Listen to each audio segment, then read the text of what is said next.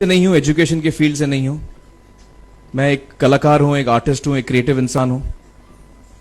और आप लोग बेहतर जानते हैं एजुकेशन के बारे में। इतने साल से आप एजुकेशन चला रहे हैं। पिछले कुछ साल से मेरा अनुभव हुआ है, चूंकि मैंने कुछ फिल्में की हैं। एक फिल्म थी तारे ज़मीं पर, और अभी हाल ही में मेरी जो फिल्म आई है 3 इडियट्स, ये दोनों फिल्में एजुकेशन के टॉपिक पर हैं। तो लिहाजा मैं इस वजह से मैंने काफ़ी रिसर्च की एजुकेशन के ऊपर, और कुछ चीज़ें मेरे सामने आई हैं और वो चीज़ें मैं आपके सामने रखना चाह रहा हूँ। आज यहाँ पेरेंट्स हैं, एजुकेटर्स हैं, टीचर्स हैं, बच्चे भी हैं। हो सकता है पता नहीं मैं कितना सही बोल रहा हूँ, गलत बोल रहा हूँ, लेकिन मेरे कुछ विचार हैं जो मैं आपके सामने रखना चाहूँगा एजुकेशन से जो जिनका संबंध है।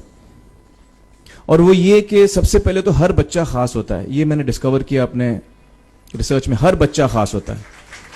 हर बच्चे में, हमारी तरह, आपकी तरह और हमारी तरह, हर बच्चे में कुछ ना कुछ काबिलियत होती है, कुछ ना कुछ कमजोरी होती है। मुझ में भी कमजोरी है, काबिलियत है। आप में भी कुछ ना कुछ काबिलियत और कमजोरी है, और हर बच्चे में कुछ ना कुछ कमजोरी और काबिलियत होती है। और हमें as parents, as elders, as education system, हमें हर बच्चे की खासियत को पहचानना है, उसे मदद करनी है। उसकी क्या खासियत है, उसका क्या दिल चाहता है, उसे किस चीज में खुशी मिलती है, वो हमें उसको हेल्प करना है कि हम उसको वो ढूंढ सके, और उसमें हमें सपोर्ट करना है। और जो उसकी कमजोरी है उसमें हमें उसको सपोर्ट करना है। मुझे अक्सर एजुकेशन इंस्टीट्यूट्स मुझे बोलते हैं कि हम हमारे स्कूल में सारे बच्चे पास होते हैं, हमारे स्कूल में सारे बच्चे फर्स्ट आते हैं, या हम जो बोर्ड एग्जाम है उसमें हमारे सारे बच्चे पास होते हैं। मुझे एक सवाल पूछना है कि हमारे कितने बच्चे खुश हैं? सबसे बड़ा सवाल मेरा ये है, how many of our children are happy? और वो जो हैप्पीनेस क्वोशेंट है ना, वो मेरे लिए सबसे अहम है। क्योंकि देखिए, पढ़ाई लिखाई तो हम सीख ही लेते हैं। जब मुझे कोई चीज सीखनी होती है तो मैं कुछ ना कुछ करके सीख ही लेता हूं। हमारी फिल्म 3 इडियट्स जब रिलीज होने वाली थी, रिलीज से पहले हमने कई स्क्रीनिंग्स रखे थे, टेस्ट स्क्रीनिंग जिसको हम कहते हैं, जिसमें कि हम ऑडियंस, जैसे आप लोग हैं, उनको बुलाते हैं, फिल्म दिखाते हैं, उनसे पूछते हैं कि फिल्म कैसी लगी। ऐसे एक टेस्ट स्क्रीनिंग हमने किया था। बंबई में एक फैक्ट्री में कारीगर लोग काम करते हैं, तो करीब 25-30 कारीगर आए थे उस स्क्रीनिंग में। स्क्रीनिंग के बाद उनका एक कारीगर था, उसने मुझसे एक सवाल पूछा। उसने मुझसे ये पूछा, आप लोगों ने फिल्म देखी है 3 इडियट्स? उसने मुझे एक सवाल पूछा जो बहुत कमाल का सवाल था। उसने मुझे ये सवाल पूछा कि सर, पिक्चर के अंत में हमें पता लगता है कि आप तो रणछोड़ दास थे ही नहीं, रैंचो तो थे ही नहीं आप, तो सर्टिफिकेट तो आपको मिला नहीं, वो तो जावेद जाफरी को मिल गया। तो आप इतने बड़े साइंटिस्ट कैसे बन गए? इतने बड़े पेटेंट्स, 400 पेटेंट्स, जापानी लोग आपके पीछे पड़े हैं, तो आपको सर्टिफिकेट तो मिला नहीं, तो आप इतने बड़े साइंटिस्ट कैसे बन गए? बहुत ही अहम सवाल है ये, बहुत ही इंपॉर्टेंट सवाल है। और ये जो मुद्दा है उसके हार्ट में जाता है ये, कि जब मैं एग्जाम के लिए रट के जवाब देता हूं और वो जवाब में मुझे नंबर मिलते हैं और मैं पास हो जाता हूं, तो मेरे हाथ में एक पर्चा आता है जो मुझे कहता है कि मैं पढ़ा लिखा हूं। लेकिन वाकई में पढ़ा लिखा हूं या नहीं, ये अभी तक हमको श्योर मालूम नहीं है। लेकिन जब आप नॉलेज चाहते हैं कि आपको मिले, विद्या मिले आपको, तो फिर वो कागज का मायने कुछ होता नहीं है। तो मैंने उसको जवाब में 2 सवाल पूछे। मैंने बोला उसको कि भैया, आपको क्या लगता है मैं अच्छा एक्टर हूं? उसने बोला हाँ, देश भर में आप सब लोग मानते हैं आपको, आप अच्छे एक्टर हैं। मैंने उससे कहा कि भैया, मेरे पास कोई सर्टिफिकेट नहीं है जो कहता है कि मैं अच्छा एक्टर हूं। मेरे पास कोई कागज नहीं है जो मुझे बोलता है कि मैं अच्छा एक्टर हूं।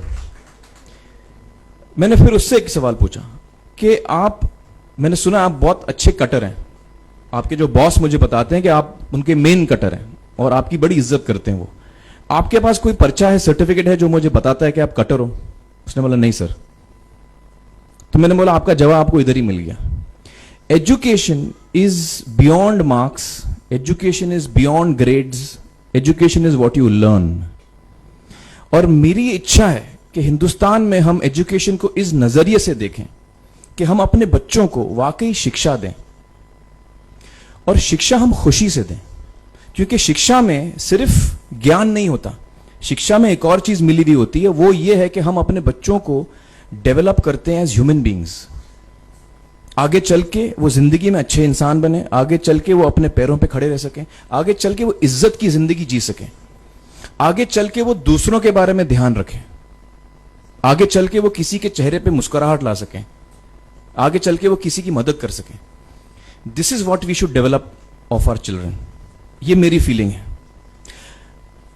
मैं जहां भी देखता हूं, ये मेरे साथ भी हुआ है जब मैं छोटा था। जब से हमारे बच्चे छोटे होते हैं, जब से बच्चे पैदा होते हैं, बच्चा घर आता है, हम बच्चे को पूछते हैं भाई मार्क्स कितने मिले, फर्स्ट आए कि सेकंड आए? वो बोलता है सेकंड। सेकंड आए तो अरे फर्स्ट नहीं आए, डांट पड़ती है उसको। जो बोलता है मैं 10th आया तो उसकी तो हालत ही बुरी हो जाती है। बच्चे को लगता है यार ये फर्स्ट आना बड़ा जरूरी है। उसको रेस में हम पूछते हैं तुम रेस में फर्स्ट आए कि सेकंड आए? में हम उसको बचपन से, जब से वो लोअर केजी में होता है, जब लोअर केजी में रेस होती है, चमचा मुंह में लगा के उसमें नींबू डाल के भागते हैं। उसमें भी हम बच्चे को पूछते हैं अरे मेरा बेटा फर्स्ट आएगा, लाओ बेटा मेरा फर्स्ट आना। मतलब पेरेंट्स चिल्ला रहे हैं बेटा भागो, मतलब नींबू लेके भागो। तो उसमें होता क्या है कि बच्चे को लगता है कि यार ये बड़ा जरूरी है। मेरे पेरेंट्स को हमेशा, मेरे पेरेंट्स मुझे एक ही सवाल पूछते हैं, मैं फर्स्ट आया कि नहीं। उसके जहन में ये बात बैठ जाती है कि मेरे को अव्वल आना है, मेरे को कंपीट करना है, मेरे को बाकी लोग से आगे निकलना है। टीचर्स भी यही सवाल उसको पूछते हैं आमतौर पे। ये मेरे साथ हुआ है। होता क्या है कि जब वो बच्चा 21 साल का होता है तो वो बड़ा सेल्फिश हो जाता है, और उसको सेल्फिश हमने बनाया, हमारे सिस्टम ने बनाया। वो अपने बारे में सोचता है और किसी के बारे में नहीं सोचता है, क्योंकि यही हमने उसको ट्रेन किया बचपन से। बचपन से हमने उसको यही ट्रेन किया कि बेटा तुम पहले आना, बाकी सब लोग को भूल जाओ।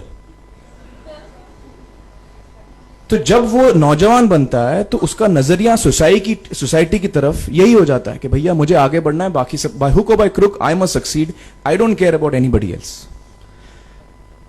मेरा ये दिल कहता है, मेरा ये दिल चाहता है कि अगर हम जितने यहां पेरेंट्स हैं, एडल्ट्स हैं, यंगस्टर्स हैं जो कल जाके पेरेंट्स बनेंगे, अगर हम अपने बच्चों को ये सीख दें जब वो छोटे हैं, जब वो घर आए हम उसको ये सवाल पूछें, ये नहीं पूछें कि मार्क्स कितने मिले, उसको ये पूछें कि बेटा आज तुमने किसकी मदद की,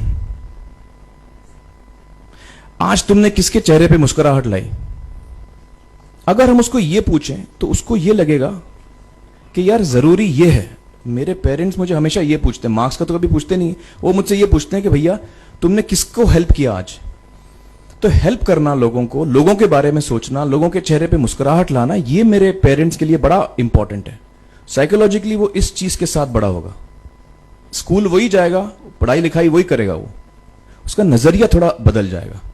जब वो बच्चा नौजवान बनेगा, 21 साल का होगा, और सारे बच्चे उस उम्र के जब 21 साल के होंगे, हमारी सोसाइटी चेंज हो जाएगी।